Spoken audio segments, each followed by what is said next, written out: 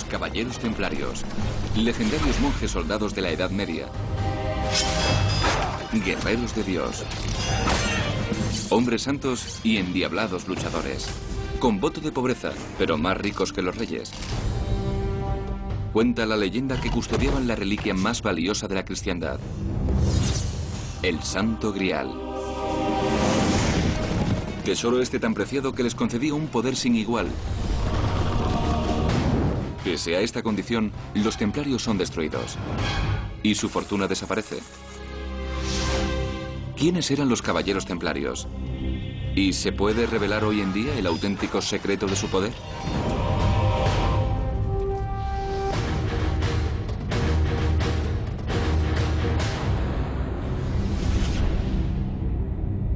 Los Caballeros Templarios. 18 de marzo, año 1314 después de Cristo. Uno de los hombres más poderosos de Europa, Jacques de Molay, está a punto de ser ejecutado. Los cargos que se le imputan: culto al diablo, sodomía y chantaje económico. De Molay es uno de los 69 hombres quemados vivos por orden del rey Felipe IV de Francia. Los condenados pertenecen a una de las hermandades más misteriosas de la historia: los Caballeros Templarios. En la Edad Media, estos guerreros son temidos, ricos y poderosos. Pero en 1307, ese reinado llega a su fin.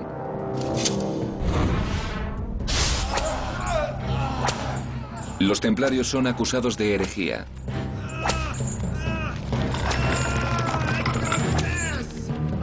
Sometidos a intensos interrogatorios, se derrumban y confiesan.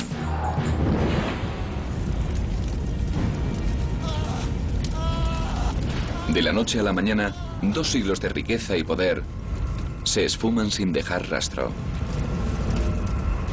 Los caballeros templarios desaparecen de la historia, pero dejan un fascinante misterio tras de sí. Los templarios se hacían llamar los Caballeros Pobres de Cristo. Sin embargo, se convirtieron en una de las órdenes más ricas de Europa. Se dice que la fuente de su riqueza es una antigua reliquia descubierta bajo las ruinas del vetusto templo judío de Jerusalén.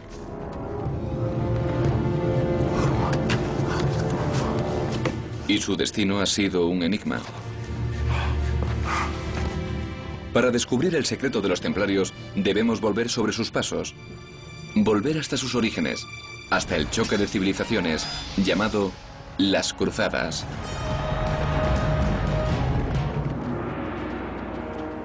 Año 1096 después de Cristo.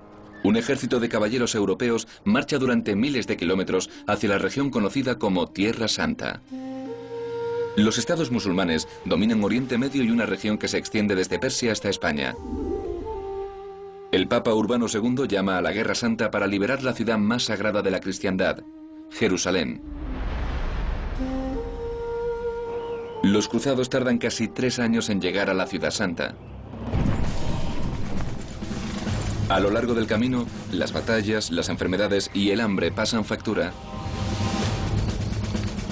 Más de 4.000 caballeros parten para Jerusalén y algo más de 1.000 son los que llegan.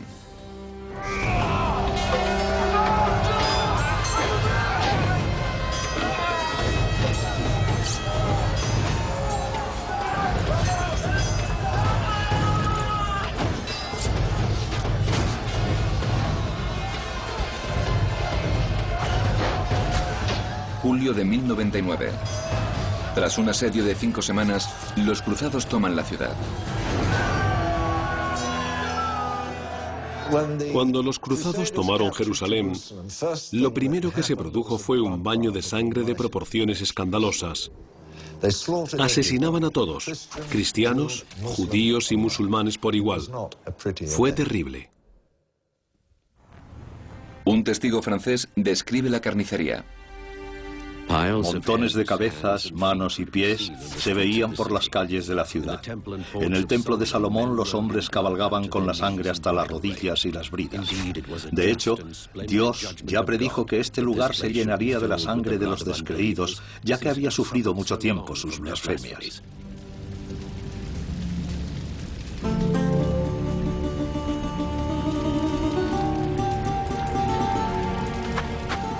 Los cruzados eligen a los gobernadores del nuevo reino de Jerusalén de entre sus propias filas. Los reyes cruzados librarán una batalla tras otra para conservar este suelo sagrado. En 1118 eligen a su tercer líder y le nombran rey Balduino II.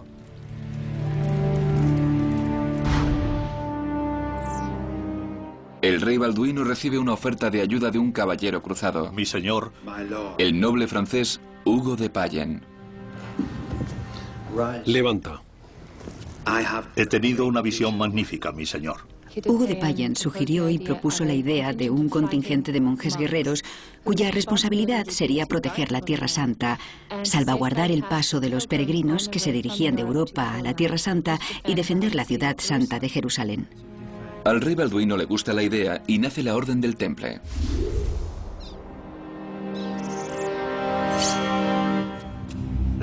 Yo te nombro caballero de la Orden del Temple.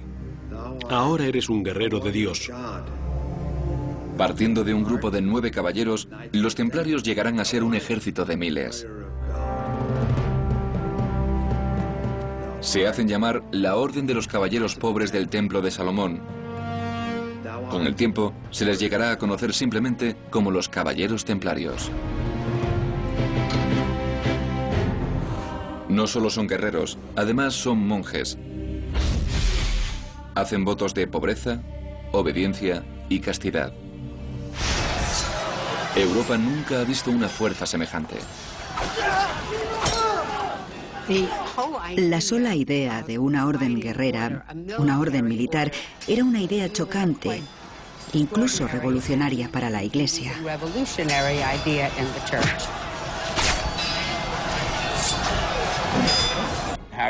¿Cómo se combinan esas dos cosas? ¿Se reza mientras se empuña un arma? La respuesta es sí.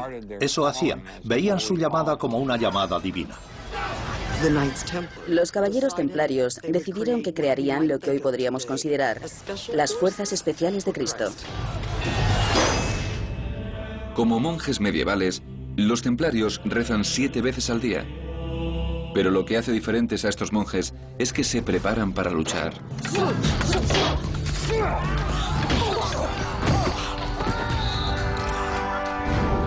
Vuestra principal defensa es vuestra espada. Os aseguro que si la perdéis, perderéis la vida. Cuando sajamos, sajamos. Seguimos adelante, no paramos. ¿Estáis todos listos? El de esta orden era un ejército de lo más eficaz, con una disciplina férrea y magníficamente equipado, de dimensiones reducidas pero con una fuerza arrolladora. Los templarios aplastan a los musulmanes en el asedio de Ascalón en 1153, la batalla de Montgisar en 1177,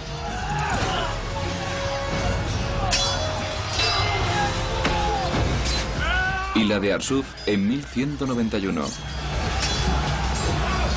Parecen invencibles.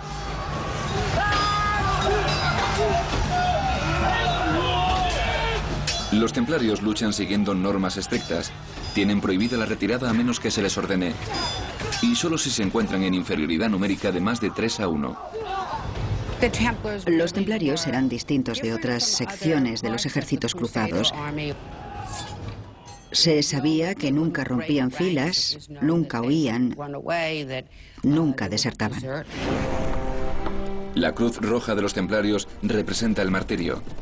La muerte en combate es gloriosa. La maniobra táctica clave es la carga en escuadrón. Un pequeño grupo de caballeros ataca de frente en forma de cuña muy apretada. Su objetivo, romper la línea del enemigo y dispersarlo a izquierda y a derecha. La carga es temeraria, aterradora, colosal.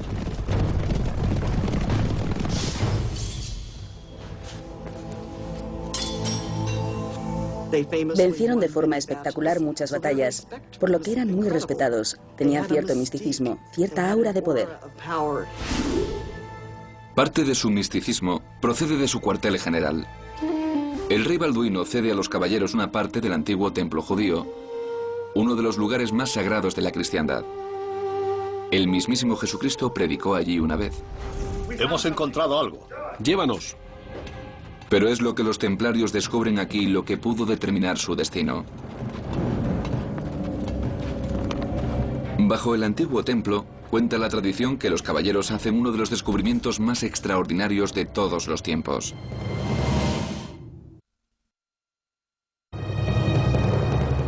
Nueve siglos atrás, en uno de los lugares más sagrados de la Tierra, da comienzo una de las excavaciones arqueológicas más primitivas. Es el emplazamiento del viejo templo judío en Jerusalén. Durante la primera cruzada, se convierte en el cuartel general de los caballeros templarios. El templo fue construido por el rey Salomón en el siglo X a.C. 4 siglos más tarde, los babilonios lo destruyeron y los judíos lo reconstruyeron. El templo alojó una vez la sagrada Arca de la Alianza, en una cámara secreta, la más santa entre las santas. Se dice que el mismísimo Dios vivió aquí. Año 70 después de Cristo, la guerra destruye la casa de Dios. Un ejército romano aplasta una rebelión judía. Los romanos queman la ciudad y derriban el templo. En la época de las cruzadas, los musulmanes construyeron una mezquita sobre las ruinas del templo judío, que sigue en pie hoy en día, la Cúpula de la Roca. Un pequeño grupo de monjes guerreros ocupa parte de una de las propiedades más santas de la ciudad más santa de la tierra. Se alojaban en el complejo del templo en Jerusalén. Y eso era un hecho muy importante en cuanto a la importancia que daban a aquella nueva orden, aquel nuevo ideal. No todos los estudiosos están de acuerdo. Francamente, creo que la razón es pura coincidencia. No creo que tuviera ningún tipo de significado, sino que era simplemente un lugar que estaba disponible. Los estudiosos también cuestionan la misión original de los templarios: proteger a los peregrinos que iban a Tierra Santa. Hay investigadores que dicen que no tenían nada que ver con ayudar a los peregrinos. Y la pregunta que sigue sin respuesta, claro, es ¿qué hacían si no? Puede que tramasen algo. Se pasaron 9 años excavando túneles en la roca y luego una red de túneles subterráneos.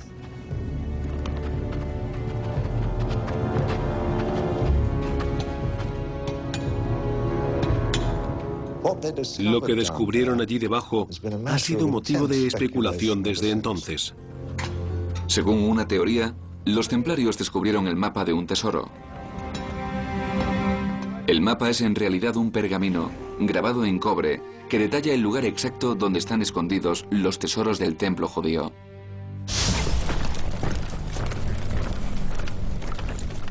Año 70 después de Cristo.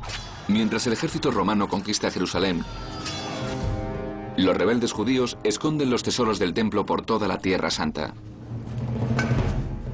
Para recuperarlos, dejan instrucciones grabadas en cobre para que perduren por siempre. Durante siglos, la mera existencia del pergamino es un misterio. Ya en 1947, un pastor beduino que buscaba una oveja perdida hace un increíble hallazgo: pergaminos antiguos, de hace casi 2000 años, uno de los textos judíos más antiguos jamás encontrados. Los pergaminos del Mar Muerto. Cuando fueron descubiertos los pergaminos del Mar Muerto, entre ellos había uno llamado el pergamino de cobre, y listaba una serie de sitios por toda la zona que ahora llamamos Tierra Santa, donde se habían escondido los tesoros de los templarios para salvaguardarlos antes de que los romanos destruyeran el templo. En los años 50, un arqueólogo inglés sigue las pistas grabadas en el pergamino de cobre.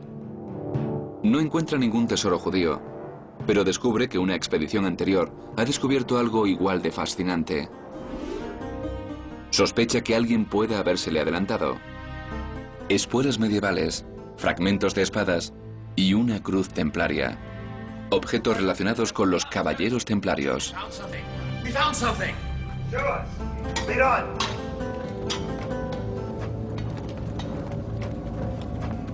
Se averiguó que efectivamente los caballeros templarios del siglo XII habían estado allí, pero no hay pruebas que revelen exactamente para qué. Ni lo que encontraron. Aquí. Aquí es. Aquí. Aquí. Cuenta la leyenda que entre las ruinas del templo, el pergamino de cobre les llevó hasta uno de los tesoros más buscados de la cristiandad. El Santo Grial.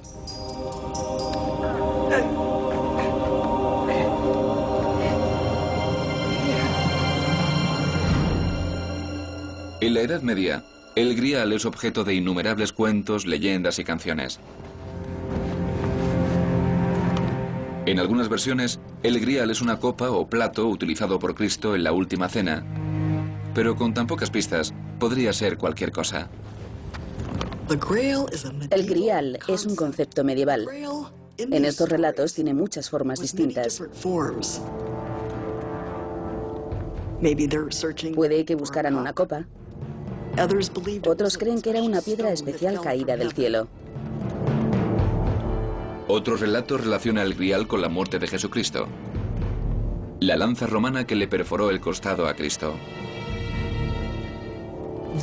La otra opción para el tesoro, por así decirlo, que los templarios supuestamente buscaban haciendo túneles, era la cabeza de San Juan Bautista, que también se supone que había sido enterrada allí.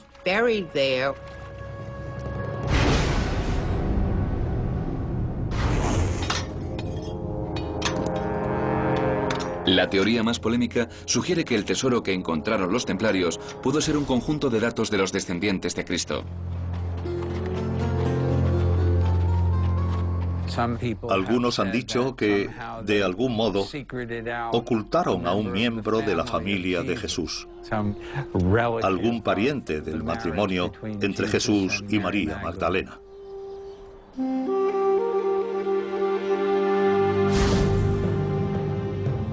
Según esta teoría, las palabras que en latín significan Santo Grial, sangreal, son en realidad una traducción errónea de dos palabras distintas, sang real o sangre real. Conforme a esa teoría, Jesús se casó y tuvo hijos. Y esos vástagos eran el secreto del Grial. En todas partes, por supuesto, hay teorías de conspiración que rodean al Grial y que rodean también a Cristo, la historia de que Jesús y María Magdalena se casaron.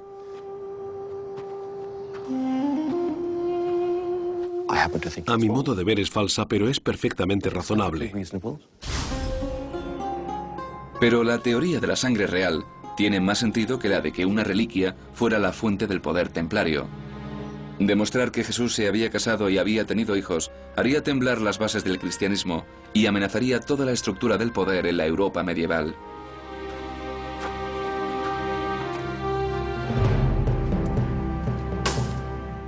La Iglesia pagaría sin duda el precio que fuera por ocultar esa información, o eso dice la teoría. Nadie sabe lo que pudieron hallar los templarios, pero hay pocas dudas de lo que ocurrió después. Hugo de Payen, el fundador de los templarios, abandona la Tierra Santa para asistir al Consejo de Troyes en Francia. Nadie sabe qué se debatió allí, solo el resultado. El Papa Honorio II concede a los templarios su bendición. Su sucesor, el Papa Inocencio, les otorga un poder sin precedentes. La Orden del Temple disfruta ahora de inmunidad de las leyes, normas e impuestos de todas las naciones.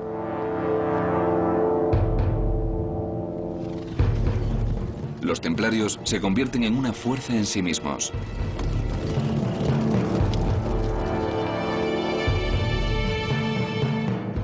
El nuevo y misterioso poder de los caballeros da pie a numerosas teorías de conspiración.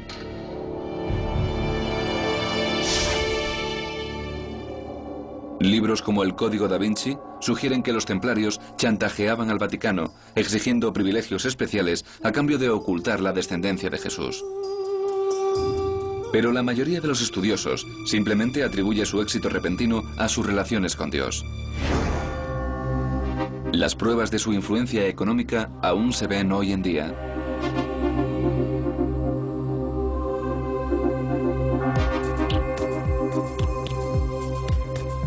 Los templarios se involucraron abiertamente en la financiación y construcción de la mayoría de las catedrales góticas de los siglos XII y XIII. Es casi seguro que financiaron todo el edificio de la Catedral de Chartres.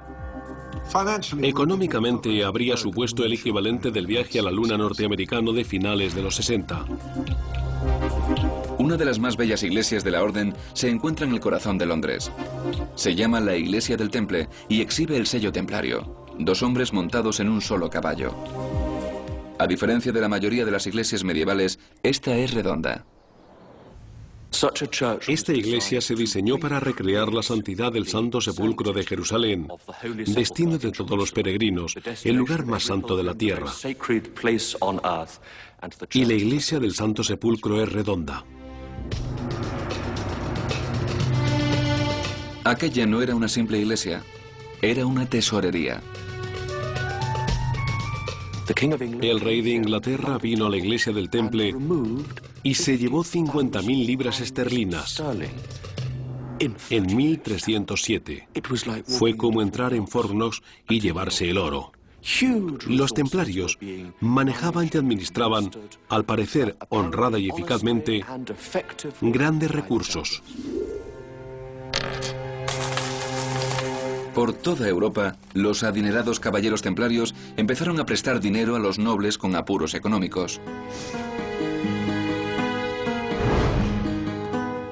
La Orden del Temple tenía una ventaja sobre otros prestamistas cristianos: podía cobrar intereses.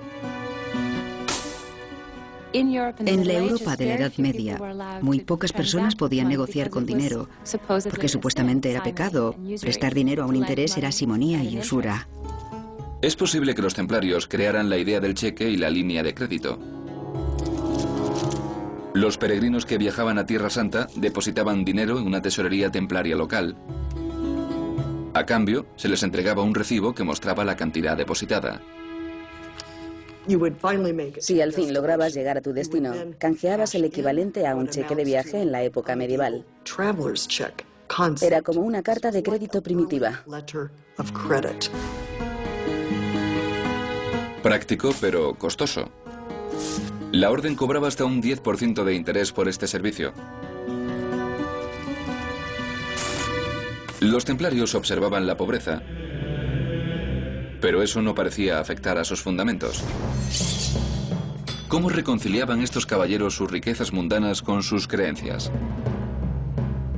Cada caballero hacía voto de pobreza, por lo que no poseía nada propio. Individualmente no eran ricos, pero a la Orden se les permitía poseer ese dinero para gestionar sus propios negocios. A finales del año 1200, los caballeros templarios son una de las órdenes más ricas y poderosas de Europa.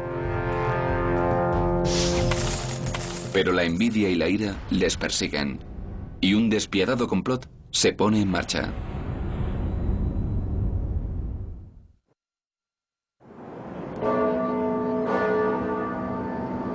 Los caballeros templarios son una de las órdenes más poderosas de Europa,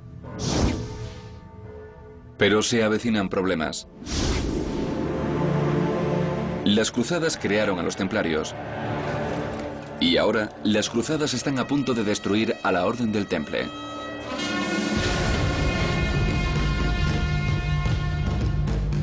Los ejércitos musulmanes convergen en Tierra Santa.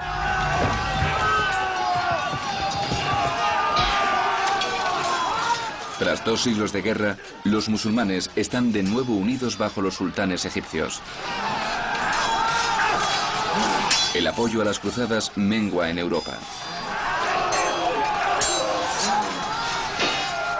Las cruzadas, pasado un tiempo, se hicieron demasiado costosas, tanto en vidas como en recursos, para Europa.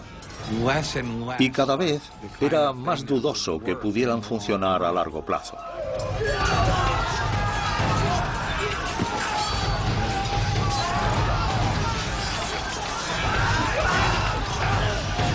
Los musulmanes aplastan a los cruzados en las batallas de Jaffa, Al-Mansura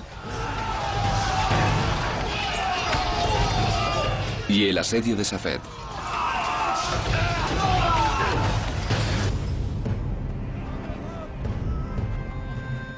En el año 1290, a los templarios solo les queda un castillo en Tierra Santa. En el asedio de Acre también lo pierden.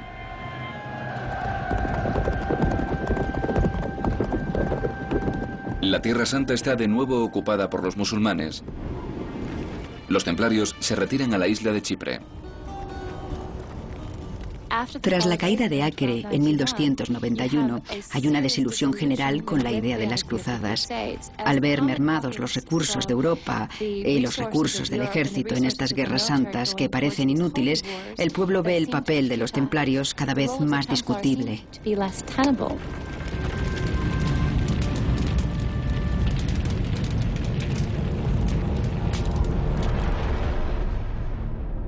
El destino de la orden recae en un nuevo maestre, el noble francés Jacques de Molay. Presiona para iniciar una nueva cruzada desde Chipre, pero sin resultados. 1307. De Molay llega al cuartel general parisino de la Orden del Temple.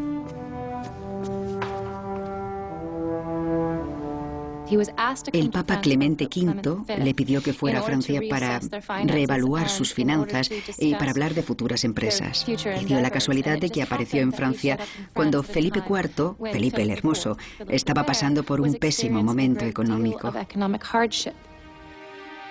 A Felipe se le conoce como el Hermoso por su belleza, pero acumulaba deudas descomunales. Sus guerras contra Inglaterra han empeñado a Francia. Su mayor acreedora no es otra que la Orden del Temple. Y Felipe decide acabar con sus deudas de un solo golpe. Sí, mi señor. Detiene a los templarios y se hace con su dinero. enciérralos en las mazmorras. El rey se inventó un montón de cargos y acusó a los templarios de las formas más viles de herejía conocidas por la mente medieval. Viernes 13 de octubre de 1307. Algunos creen que la superstición moderna del Viernes 13 viene de esta fecha. En solo un día, Jacques de Molay y cientos de templarios franceses son acorralados. Jacques de Molay, por orden del rey quedáis arrestado. ¿De qué se me acusa? De herejía. Los arrestos conmocionan a Europa. Hoy en día sería como despertarse una mañana, poner la tele o comprar el periódico y enterarse de que todos los ejecutivos de todos los bancos o empresas han sido de repente detenidos al amanecer. Esa fue la magnitud que tuvo. La investigación de los acusados empieza de la forma habitual.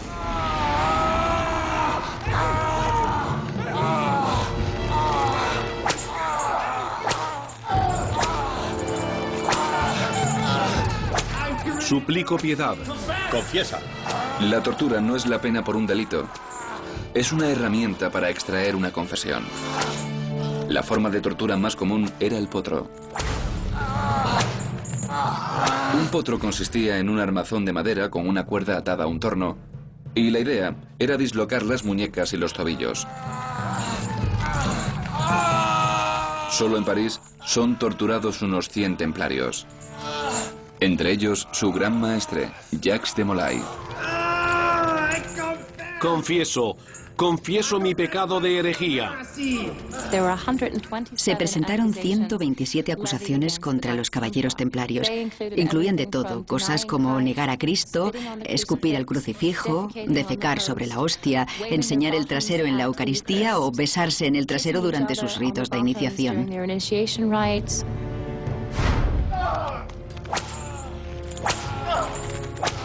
Cientos de templarios confiesan, incluido el gran maestre. Pero las confesiones van más allá de los cargos originales y pasan de lo extraño a lo ridículo. Un caballero tras otro confiesa prácticas religiosas extrañas, entre ellas el culto a un objeto poco común. Hay muchos indicios de que era, de hecho, la calavera de San Juan Bautista. Otros han insinuado que la cabeza cortada en la bandeja de plata es el Santo Grial.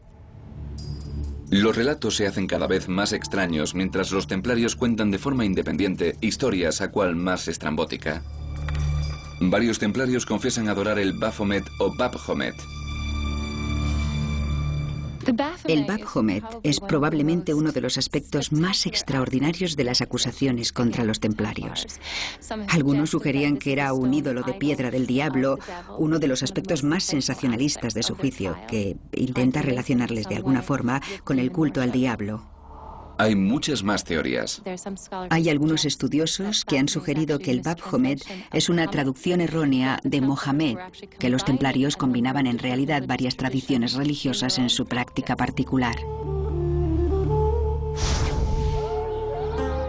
Miles de templarios sirvieron durante muchos años en Tierra Santa.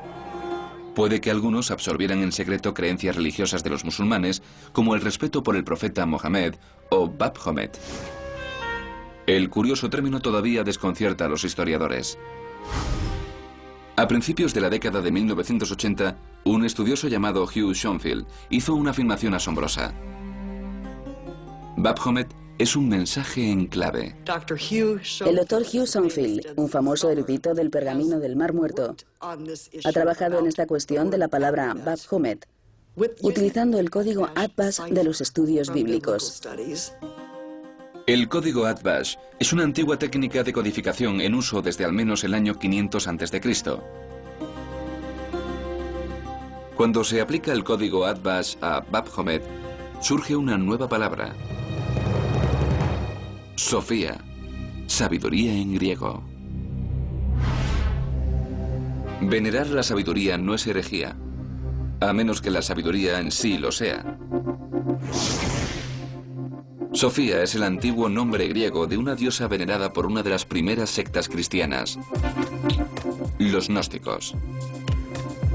Sofía aparece en varios evangelios gnósticos como la creadora del mundo, una figura más importante incluso que Jesucristo.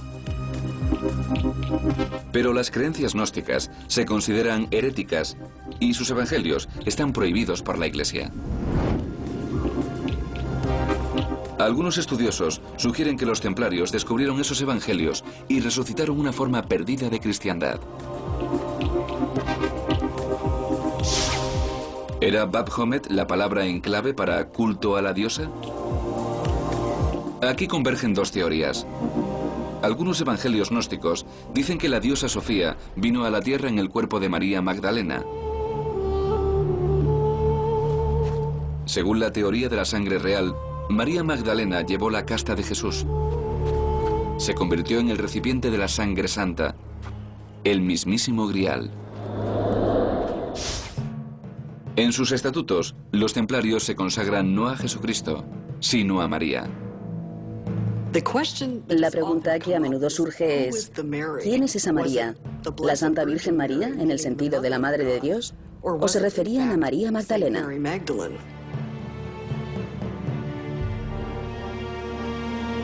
Si los templarios veneraban a María Magdalena equiparándola a Cristo, ese es uno de los peores tipos de herejía. La pregunta sigue en el aire. Los estatutos de la Orden del Temple consagran a María, pero no dicen a cuál, o si era venerada como una diosa. Hay preguntas sin respuesta, sí. Pero todavía no hay ninguna prueba documentada de que los caballeros templarios veneraran a María Magdalena. No existe.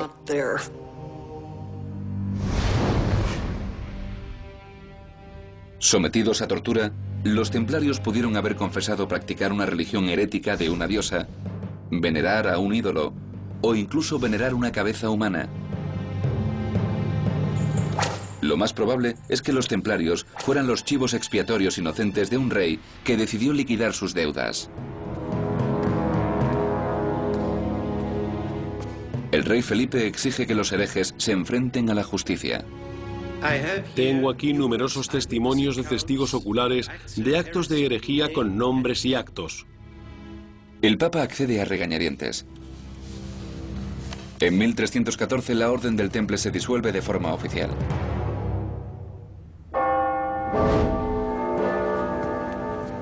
...18 de marzo de 1314. Tras 7 años de encarcelamiento y tortura, el gran maestre Jacques de Molay es ejecutado como hereje no arrepentido. Con su último aliento, se dice que de Molay lanzó una maldición al Papa y al rey. De aquí en un año, os veré a ambos en un tribunal ante Dios. Al año, ambos estaban muertos. Después de 200 años, la Orden del Temple ya no existe. Sus castillos son expropiados y su gran riqueza desaparece misteriosamente. El tesoro templario que el rey Felipe el Hermoso había visto con sus propios ojos cuando sus hombres llegaron allí para tomar posesión de él, había desaparecido. Nadie sabe qué fue de la riqueza de los templarios después de su disolución. Se ha insinuado que 2 grandes carros cargados con el tesoro fueron sacados de París justo antes del arresto final el viernes 13. A partir de ese punto, no se vuelve a saber nada más de los templarios.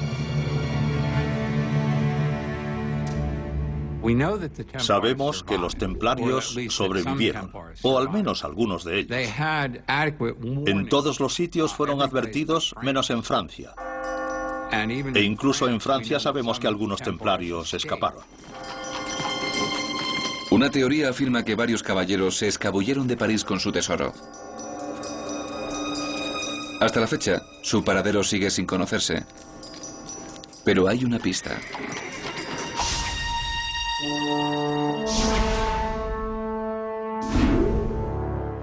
Esta es la capilla de Roslin, cerca de Edimburgo, en Escocia. En el thriller El Código da Vinci, la capilla se presenta como una de las pistas clave para hallar el escondite del Santo Grial. Una iglesia medieval y un tesoro perdido pueden ser relacionados por un hombre. La capilla de Rosslyn es un edificio magnífico. La construyó William Sinclair en 1446. Sir William Sinclair es una figura enigmática. Aunque construyó la capilla casi 150 años después de que los templarios fueran disueltos oficialmente, tiene una gran cantidad de simbolismo templario. 2 jinetes en un solo caballo es un símbolo de los templarios. Aparece en Roslin como el sello de la orden, el Cordero de Dios sosteniendo una cruz.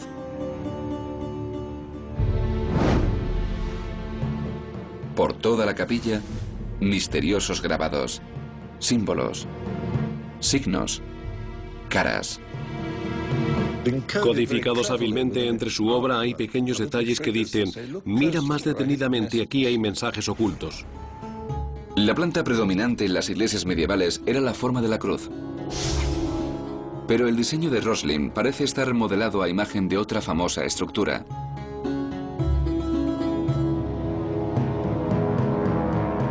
El trazado de la capilla y su arquitectura dan una pista de su inspiración. Con 14 pilares, incluyendo 2 majestuosas columnas en la parte delantera, se asemeja al antiguo templo judío descrito en la Biblia.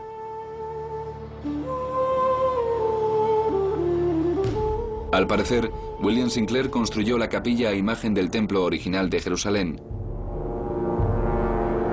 Las ruinas de esta antigua estructura fueron el emplazamiento del primer cuartel general de los caballeros templarios. En el templo de Herodes había 3 pisos por debajo de la planta del templo.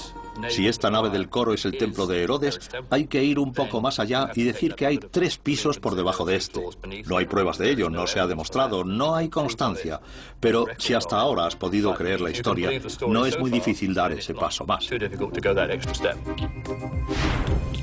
Más pruebas relacionan la capilla con los templarios. Hay quien ha insinuado que podría haber cámaras selladas o criptas bajo la capilla de Roslin. Podrían ocultar uno de los grandes misterios del mundo. el tesoro de los templarios, el Santo Grial, o quizá nada en absoluto. Se ha especulado con todo, desde la cabeza momificada de Cristo hasta el Arca de la Alianza, pasando por los pergaminos del Templo de Jerusalén. Pero todavía no ha surgido ninguna prueba concreta y creíble que demuestre nada así. Y las excavaciones no han terminado. Pero la excavación exploratoria se ha detenido por miedo a un posible derrumbe de la capilla. Las cámaras podrían ser simplemente tumbas o podrían albergar un tesoro oculto. La capilla podría ser simplemente una iglesia excéntrica o una réplica del Templo de Jerusalén. Roslin sigue siendo un misterio sin resolver, como gran parte del legado de los templarios. Sin embargo, las pruebas sugieren que alguien lo sabe. Una misteriosa orden internacional con sus propios secretos.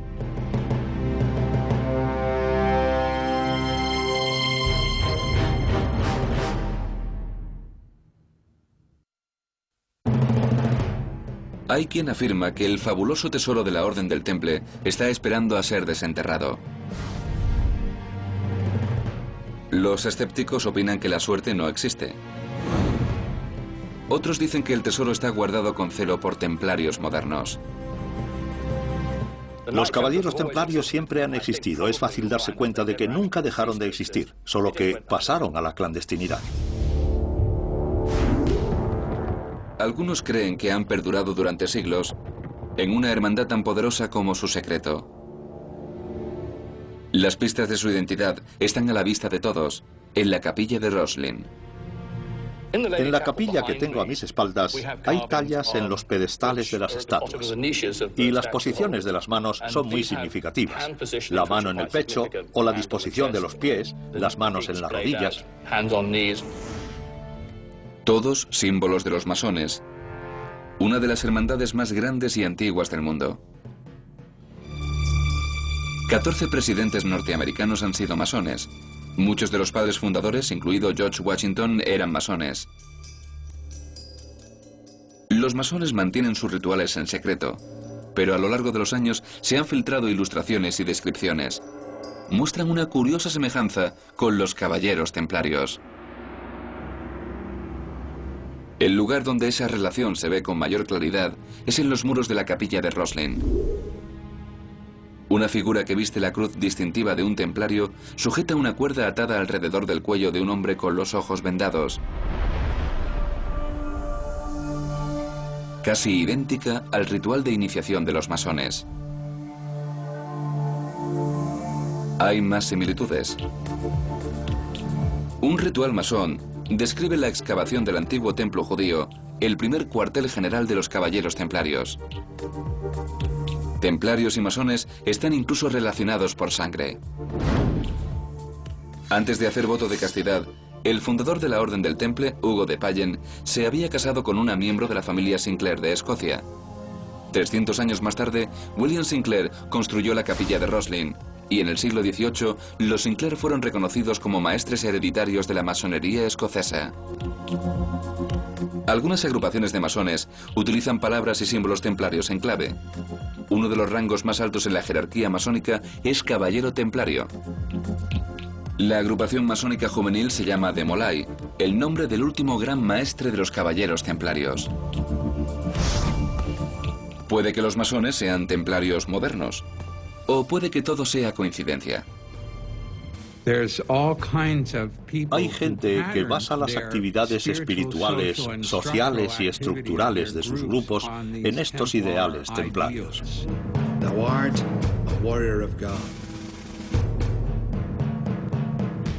Los muros de la capilla de Roslin sugieren que los templarios estuvieron aquí 150 años desde su presunta desaparición.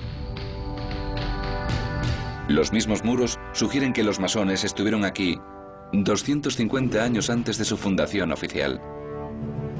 La leyenda cuenta que los misteriosos grabados de Roslin ocultan un gran secreto. La clave del famoso tesoro de los templarios, el Santo Grial. Creo que Roslin es un enigma. Creo que lo más probable es que se diseñara para ser un enigma.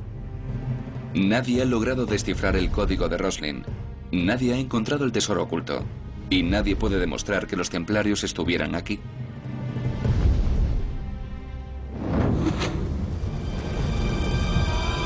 «700 años después de su desaparición, la Orden del Temple sigue siendo un misterio. Sus secretos siguen ocultos, sus códigos sin descifrar. Hay quienes dicen que no hay nada que encontrar. No se ha encontrado ningún gran secreto en el monte del templo. No se ha legado ningún gran secreto a los masones. Los templarios eran monjes que eran caballeros, pero ahí termina su misterio. Lo que sabemos es que los caballeros templarios eran los guerreros más santos de la cristiandad. Sin embargo, fueron castigados por herejía. Fueron empresarios perspicaces e innovadores, pero sus métodos les valieron poderosos enemigos. Fueron inmensamente ricos, pero su fortuna desapareció con ellos. Se rumoreaba que poseían un secreto explosivo.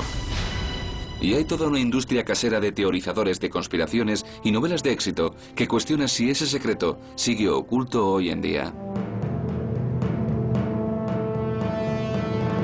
La respuesta es que simplemente no lo sabemos. Te digan lo que te digan, sencillamente no lo sabemos. Siempre va a existir el secreto de los templarios, porque se sabe muy poco de su destino, y mientras ese pasado siga rodeado de misterio, siempre habrá secretos que descubrir. Los caballeros templarios tenían un secreto, hasta ahí sabemos, pero ¿seguiría siendo tan impactante hoy en día? Puede que nunca lo sepamos.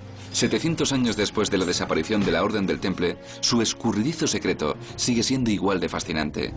Y es ese misterio lo que permitirá que la leyenda de los caballeros templarios perviva.